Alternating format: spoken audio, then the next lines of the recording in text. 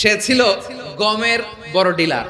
তার গম কিনে মক্কার লোকেরা রুটি খাইতো। সে ঘোষণা দিল, আজকে থেকে মক্কাবাসীদের জন্য সব গম আমি হারাম করে দিলাম, মক্কাবাসী এখন না খেয়ে মরে।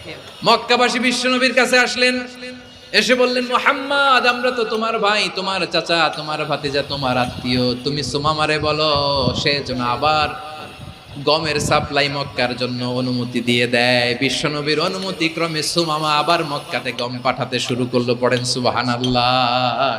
তিনি ছিলেন ইয়ামামার বাদশা। মদিনাতে বিশ্বনবীকে হত্যা করার নিয়তে এসেছিলেন। গোপনে গোপনে বিশ্বনবীকে হত্যা করে আবার ইয়ামামাতে তিনি ফিরে যাবেন।